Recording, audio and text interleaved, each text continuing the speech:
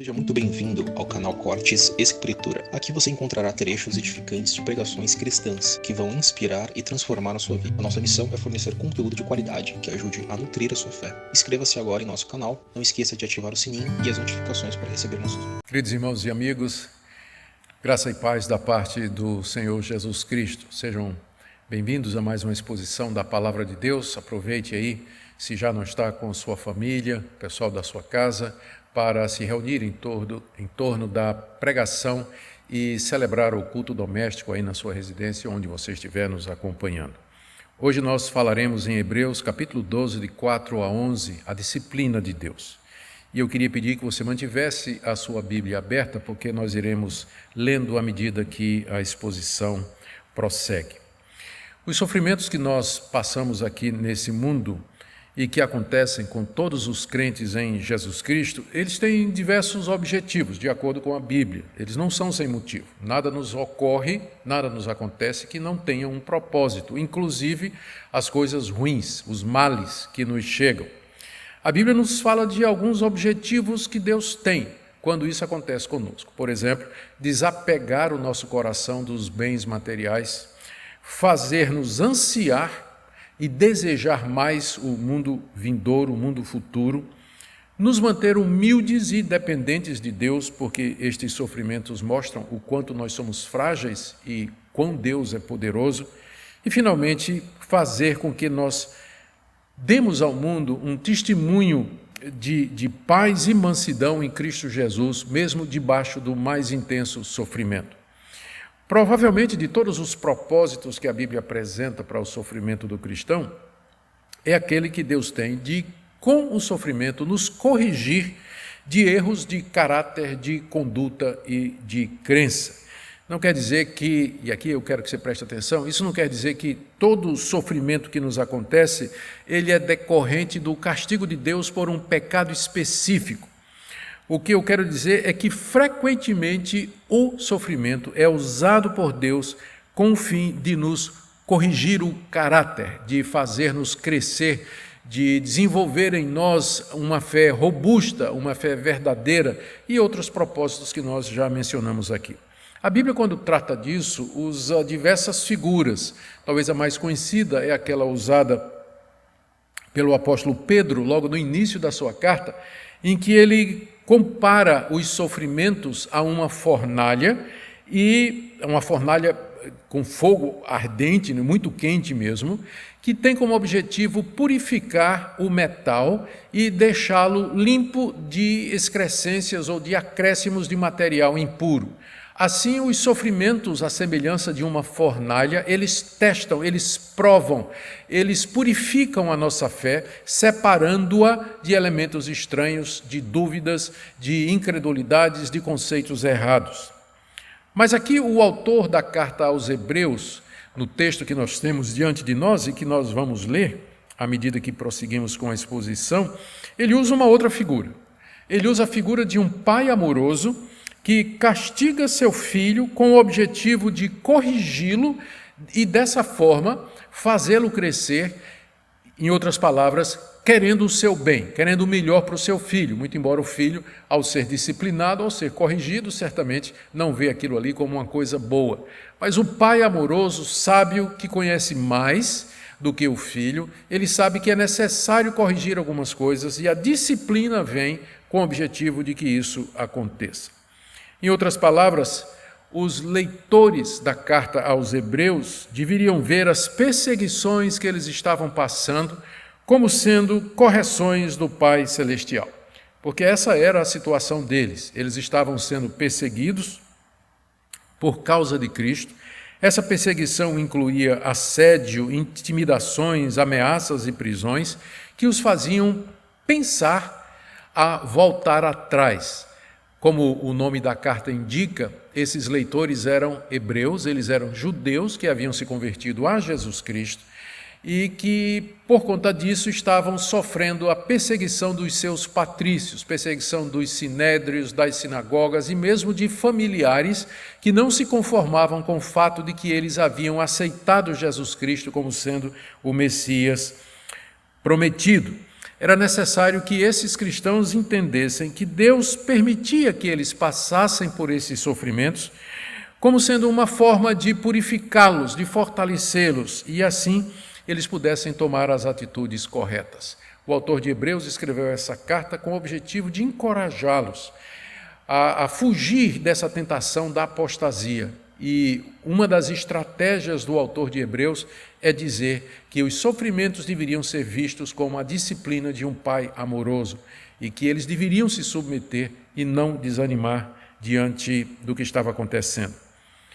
O autor, então, do texto que nós acabamos de ler, ele coloca 5 esclarecimentos a respeito dos sofrimentos que os seus leitores queridos estavam passando. O primeiro era esse, que ainda não estava tão ruim quanto poderia ser. Verso 4. Na luta contra o pecado, vocês ainda não resistiram até o sangue. Eles estavam engajados numa luta, e a luta era o pecado, especialmente o pecado da incredulidade e o pecado da apostasia, de negar a Jesus Cristo e voltar atrás. E era uma luta intensa. A palavra luta aqui é a tradução da palavra grega agonizomai, que em nosso português ela é passada com o verbo agonizar, que significa um esforço muito intenso, que provoca agonia. Essa é a palavra que é usada aqui no verso 4.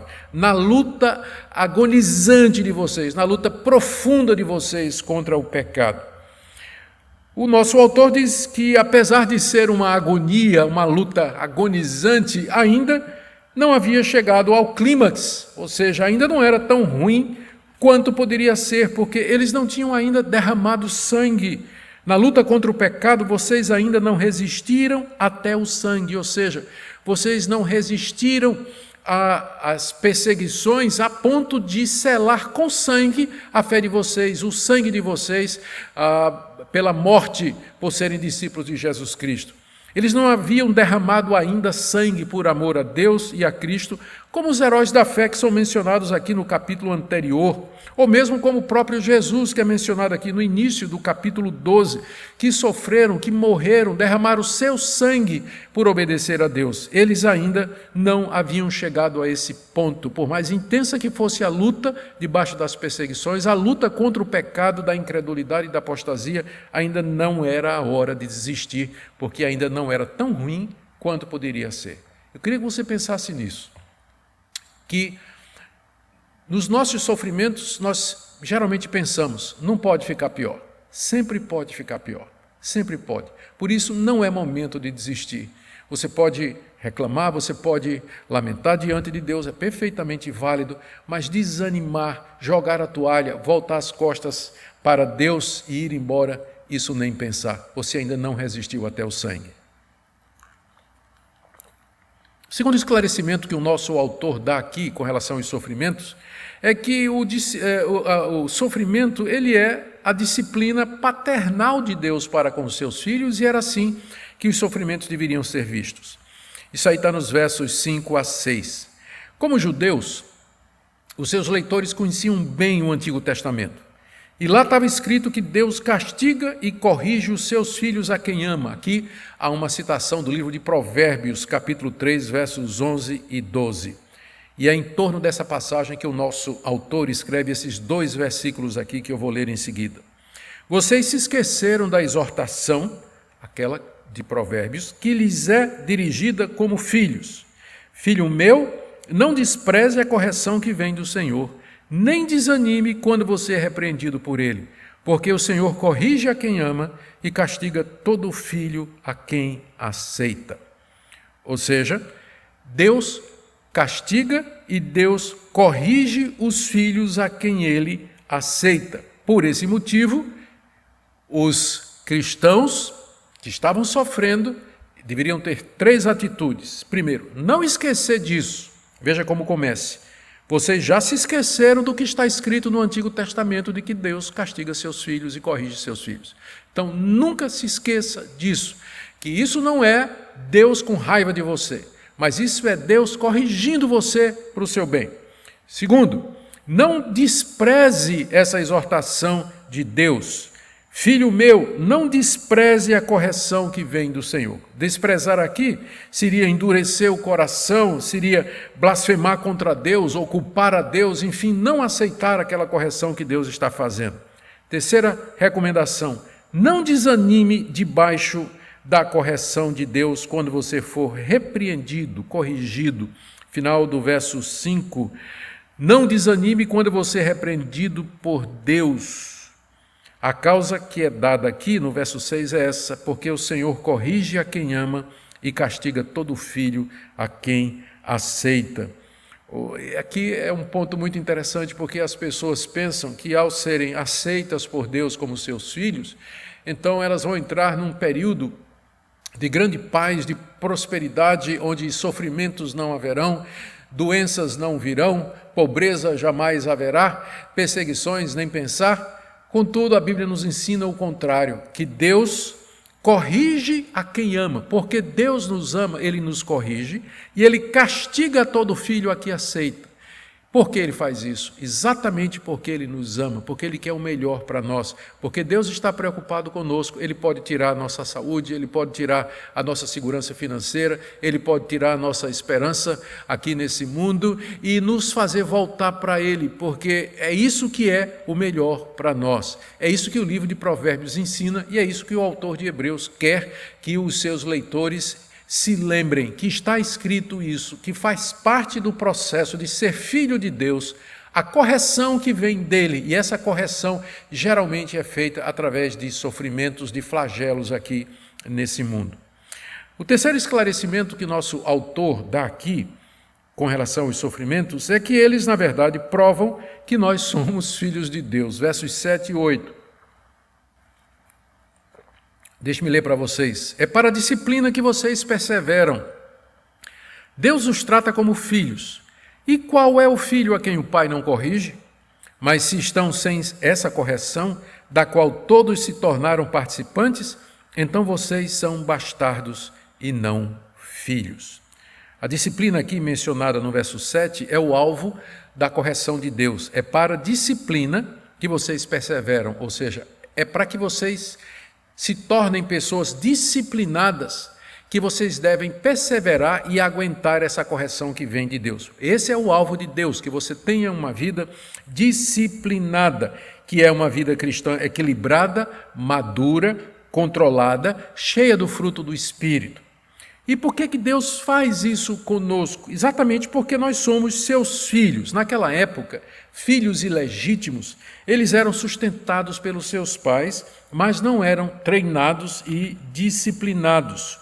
O filho legítimo, que seria o herdeiro do nome e dos bens e da fortuna do seu pai, ele passava por um extremo treinamento antes de poder herdar toda a fortuna e o nome do seu pai. Portanto, a falta de correção não é prova do amor de Deus, mas sim de que não somos seus filhos. Não é interessante isso? A falta de sofrimentos, a falta de correção, não é uma prova de que nós somos de Deus, mas é uma prova de que não somos, porque Deus corrige e disciplina todos os seus filhos. Eu quero dizer o seguinte, para explicar isso. Eu não posso corrigir o filho do outro, os filhos dos outros. Eu corrijo o meu próprio filho, eu tenho autoridade sobre meus próprios filhos, mas eu não fico corrigindo os filhos dos outros. Deus corrige quem é seu filho.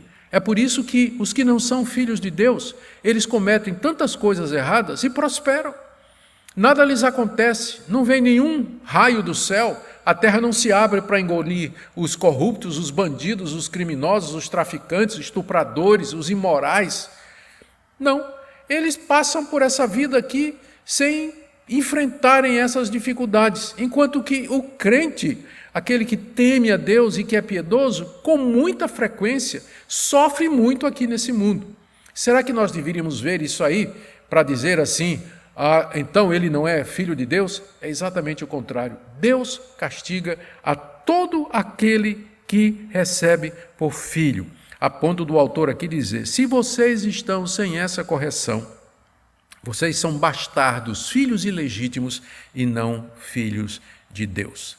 Aqui nós vamos para o quarto esclarecimento que o nosso autor nos dá a respeito dos sofrimentos. Está aí nos versos 9 e 10, que é necessária a submissão da nossa parte ao sofrimento para que a disciplina produza o efeito desejado. Vamos ler aqui do verso 9 ao 10. Além disso, nós tínhamos os nossos pais humanos que nos corrigiam e nós os respeitávamos. Será que então não nos sujeitaremos muito mais ao Pai espiritual para vivermos? Pois eles nos corrigiam por pouco tempo, segundo melhor lhes parecia. Deus, porém, nos disciplina para o nosso próprio bem, a fim de sermos participantes da sua santidade. Todos nós nos sujeitamos à disciplina dos nossos pais terrenos, não é verdade? Pelo menos na minha época era assim. Eu me lembro muito bem das vezes que eu era corrigido pelo meu pai ou pela minha mãe e que eu tinha de me submeter e aceitar. E naquele tempo a sandália havaiana era o instrumento mais usado para reforçar a disciplina e a correção que era feita. E nós nos sujeitávamos. E os nossos pais nos corrigiam de acordo com aquilo que eles achavam que era certo. E eles visavam somente corrigir falhas e defeitos que eles percebiam no nosso comportamento, ou então tinham como objetivo nos levar a fazer alguma coisa certa. E nós tínhamos, então, de nos submeter à disciplina dos nossos pais. É isso geralmente o que é que acontece. O filho, ele se sujeita à disciplina do seu pai terreno, por mais limitado que os seus pais sejam. Se isso é assim no plano humano, nós temos muito mais razões para nos sujeitarmos à disciplina e à correção que vem da parte de Deus. Porque veja o que diz aqui o nosso autor. Ele se refere a Deus como sendo o nosso Pai espiritual, em contraste com os nossos pais segundo a carne. Ele é chamado de Pai espiritual porque ele sabe todas as coisas, porque ele não está sujeito às tentações e falhas dos pais terrenos aqui desse mundo, porque ele é Espírito puríssimo, perfeito e imutável no seu ser e na sua onisciência, onipotência, na sua misericórdia, em todos os seus atributos. Ele é o nosso Pai espiritual. Ele é muito acima dos nossos pais terrenos aqui, sem que com isso nós deixássemos de respeitar e honrar os nossos pais aqui. Mas o nosso Pai espiritual, ele está nos céus. Se nós nos sujeitamos aos nossos pais aqui nesse mundo, quanto mais ao nosso Pai espiritual, é o argumento que é usado aqui. Portanto, se nós nos sujeitarmos ao Pai espiritual, não somente nós aprenderemos caráter aqui nesse mundo, aprenderemos e teremos uma vida disciplinada, mas como diz o final do verso 9, nós viveremos eternamente, herdaremos aquele reino celestial que esse Pai celestial está preparando para nós.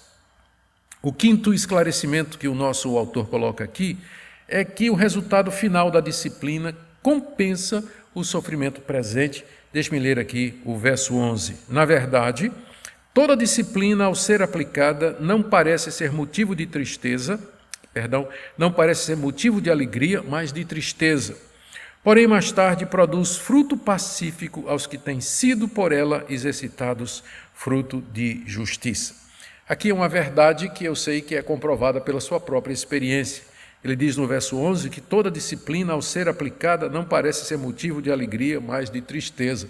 Exatamente. Quando a gente está debaixo da vara, a gente não sente alegria, a gente se entristece de vergonha, se entristece de dor, se entristece pelo que está passando ali, se entristece de arrependimento por ter falhado e agora nós estamos sendo corrigidos. Não é no momento motivo de alegria, não é. Porém, diz o texto aqui, ela mais tarde, a disciplina aqui, que é a vara do sofrimento, que usa a vara do sofrimento, mais tarde, essa disciplina produz fruto pacífico aos que têm sido por ela exercitados fruto de justiça. Ou seja, essa disciplina que no momento não parece ser motivo de alegria, mas de tristeza, ela vai mostrar o seu valor mais adiante, depois do momento da disciplina. Mais adiante é que nós vamos ver os efeitos disso aí, se nós nos submetermos humildemente. Diz que haverá um fruto pacífico de justiça, ou seja, haverão obras ou haverá ações ou resultados na nossa vida que serão pacíficos. A referência é provavelmente a fruto do Espírito Santo que opera em nós, alegria, longanimidade, domínio próprio, mansidão, retidão, enfim, toda essa série de virtudes que Deus deseja de nós. Mas estas coisas se conseguem através da disciplina de Deus em nós, é através da correção, que no momento parece ser só motivo de tristeza, que estas coisas serão produzidas mais adiante. Por isso nós não devemos desanimar. Aqui a palavra exercitado é a palavra de onde vem a nossa palavra em português, ginástica, e que significa um treinamento intenso. A disciplina nos exercita, ela exige de nós o exercício, como de um ginasta, o exercício dos músculos espirituais, e isso depois haverá de produzir bom fruto. Eu quero então caminhar para o final aqui, tentando fazer uma recuperação, aliás, um resumo, uma recuperação dos pontos principais que foram ditos aqui, resumi-los da seguinte maneira. Os leitores dessa carta estavam passando por intensos sofrimentos causados pela perseguição dos seus patrícios, e eles estavam tentados a voltar atrás e desanimar. O autor da carta aos Hebreus a produziu com o objetivo de encorajá-los a permanecer e para que eles olhassem para aqueles sofrimentos intensos da perspectiva de Deus e que eles percebessem que ainda não era tão ruim como poderia ser, eles ainda não tinham resistido até o sangue, que eles percebessem que Deus trata os seus filhos dessa maneira para o bem deles. Deus corrige a todo filho que recebe, e que isso era, na verdade, uma demonstração de que a filiação deles era legítima, que eles eram filhos de Deus, ao contrário do mundo, que com frequência comete atos contra Deus e nada lhes acontece, porque Deus reserva para o juízo final o castigo, que eles vissem a disciplina como tendo objetivo maior, moldar o caráter deles, e que eles pensassem no resultado final, embora no momento eles estivessem sofrendo, mas no final haveria o fruto pacífico de justiça. E são estas lições que eu queria trazer para você, que talvez esteja passando por um momento de grande dificuldade agora, nessa crise toda que assola o nosso planeta, trazendo efeitos para a economia, para os relacionamentos, para a saúde. Enfim, não existe uma dimensão da vida humana que não tenha sido afetado por essa pandemia. É a hora de você olhar da perspectiva de Deus. Não é que Deus está irado com você, não é que Deus está resolvido a destruir você, mas Deus está usando tudo isso para fazer você crescer. Por isso a minha orientação para você, para vocês que me escutam, é essa. Primeiro, encorajamento mútuo. Se encorajem uns aos outros. Ajudem o que está desanimado. Estenda a mão para que prossigamos juntos, porque tudo isso é passageiro e no final a recompensa nos é oferecida. O fruto pacífico de justiça nos espera no final. Siga a paz com todos e a santificação. Não desanime, não desista do Evangelho de Cristo Jesus, não atribua a Deus falta nenhuma. Com frequência Deus não nos revela os seus desígnios. Então, se você não entende, não quer dizer que Deus está errado. Significa que Ele simplesmente não está dizendo por que Ele está fazendo. Mas porque nós confiamos que Ele é santo, justo e verdadeiro, nós iremos seguir a paz e a santificação, aguardando a libertação do nosso Deus. Cuidado com a apostasia, não são poucos os cristãos que em meio à perseguição, ao meio do sofrimento, abandonam a sua fé. A tentação é muito grande. Medite em tudo isso que você ouviu aqui e fique firme na fé. Cuidado com a raiz de amargura. Cuidado com aquela mágoa no fundo do seu coração, se você perdeu alguma coisa, alguém, perdeu status, perdeu salário, perdeu meios de sustento e está profundamente angustiado, não deixe que a amargura entre no seu coração, mas medite nestas coisas, medite nas promessas de Deus, na bondade de Deus e